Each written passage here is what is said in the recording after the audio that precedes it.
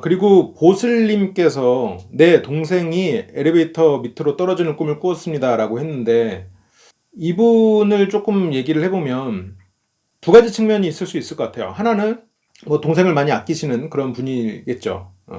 그리고 또 하나는 동생이 본인보다 더 인정받는 상황일 가능성이 있지 않을까?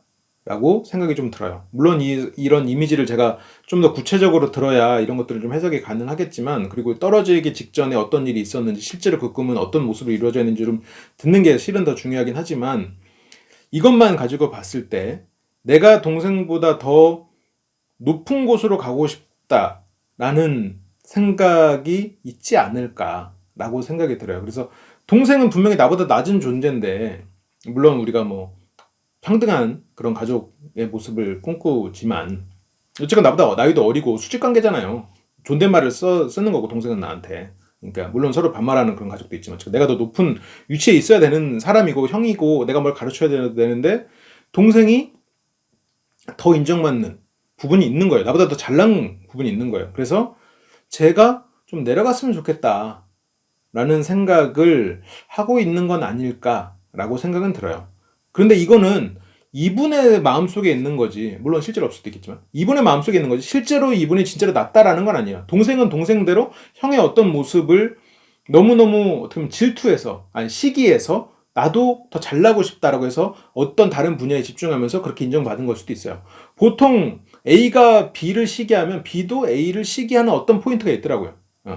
물론 뭐 없는 경우도 있지만, 라이벌들 보면, 뭐 어떤 라이벌들 보면 서로 시기하는 게 있어요. 아, 쟤는 너무 막 재능이 뛰어나. 막 이 사람은, 저 사람은 뭐랄까 주위에 사람들이 너무 많아서 항상 이렇게 주변에서 도와줘. 이게 막 서로 이런, 내가 갖지 못한 걸 상대한테, 그런 막 그런 케이스일 수 있으니 좀 더 넓게 동생의 장점, 나의 장점 이런 것들을 좀 생각하면서 좀 하는 게 어떨까? 생각해 보면서 마음을 좀 편하게 갖는 게 어떨까라는 생각이 조금 들어요. 아니면 아예 반대로, 내가 동생을 너무 아끼고, 근데 동생이 무언가가 너무 약하고 얘가 좀 사회적으로 뒤처져 있거나 아니면 체력적으로 좀 평균 이하여서 얘를 걱정하는 마음일 수도 있어요. 근데 아마도 그럴 가능성은 좀 낮습니다. 이 꿈만 보고는 두 번째일 가능성이 높은데, 제 최면을 통해서 이 꿈을 꿨다면 첫 번째일 가능성이 좀 높은 것 같아요. 아닐 수도 있죠. 그래서 이거는 뭐 제가 좀 뭐 완벽한 해석을 할 수는 없다라는 걸 미리 좀 말씀드린 거고요. 그래서 혹시라도 좀 오해하진 않으셨으면 좋겠지만, 혹시라도 마음속에 내가 그런 시기가 있다면 조금 내려놓고 나의 장점은 나의 장점, 내 동생의 장점은 동생의 장점, 이렇게 그냥 받아들이시는 게 어떨까라고 생각이 들어요.